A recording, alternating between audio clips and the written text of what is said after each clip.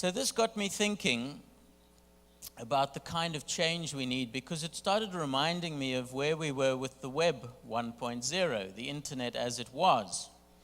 And if you remember, some of you are probably too young, but back in 1996, this was still very much a small technology. It hadn't gone to scale, only 45 million users. And it was very much a one-way process of delivering information. It was about companies putting their brochures online, okay, not really interacting. There were some innovators, like Netscape, for example, but then the big players like Microsoft got involved and standardized all the hardware and software.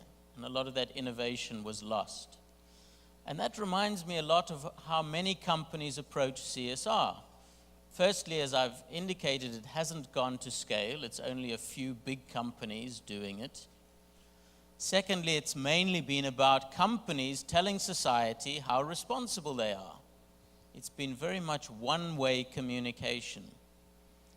There have been some innovators, some early companies, maybe the Body Shop, Ben & Jerry's, but by and large, it's been standardized now through all these hundreds of CSR codes and standards. At its worst, I think it's this idea of philanthrocapitalism. I don't know if you can read the subtitle there. It says, "How the Rich Can Save the World." I think that's a disaster of an idea. And how is this different then from what changed? Web 2.0, well, first it went to scale. By 2006, more than 1 billion users. More importantly, it became interactive. It became about two-way communication.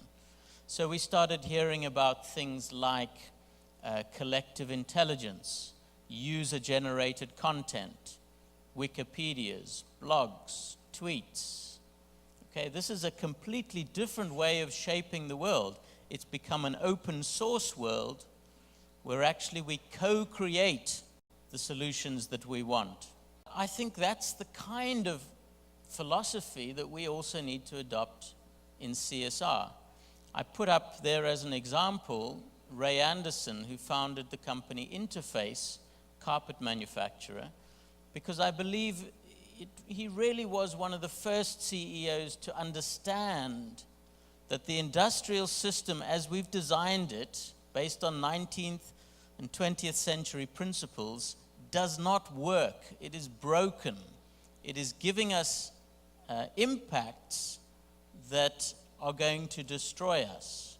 And he was the first person who was brave enough to admit that and say, unless we redesign the way that we do commerce and industry, we will continue to fail, and eventually the planet will start to collapse.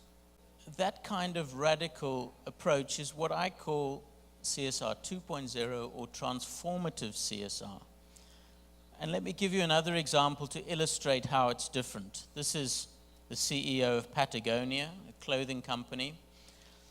And he ran a fairly ordinary clothing company, was very successful, had double-digit growth for many years.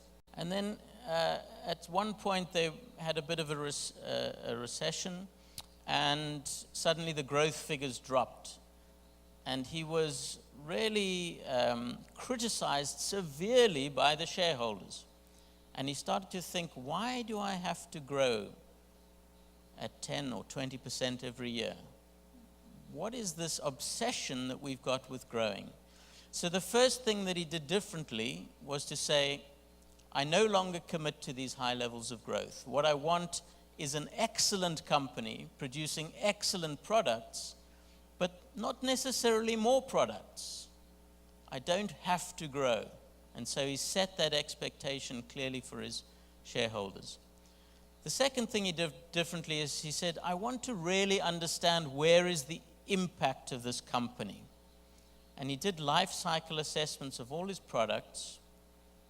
And to his surprise, he discovered that his most polluting ingredient in his products was the cotton.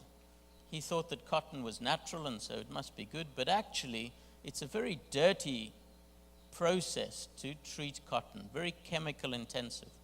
And so he committed to 100% organic cotton at a time where there weren't even enough farmers to supply that cotton. And so he transformed a whole industry because he made the commitment to say the right thing to do now. We know that chemical intensive cotton is wrong. The right thing is organic cotton. So he was very bold in that change. The third thing that illustrates how he approached things differently is that he commissioned a GRI report, right? According to the Sustainability Reporting Guidelines. They came with a draft of the report. They presented it to the board. He took one look at this report, and in his words, if you please excuse his language, he said, "This is bullshit." He said, "This is boring, and it doesn't really tell a true story of our impacts on society." And he threw it in the bin. It was never published. But he didn't leave it there. What he did is he then created the Footprint Chronicles. And if you haven't seen them, go online onto Patagonia and have a look. What it is on a per product basis, you can go in, click on a product, let's say organic jeans, and find out exactly what the impact is if I buy one of those jeans. I can tell how much water I consume, how much energy were consumed, how far, what distance the product traveled to get to me.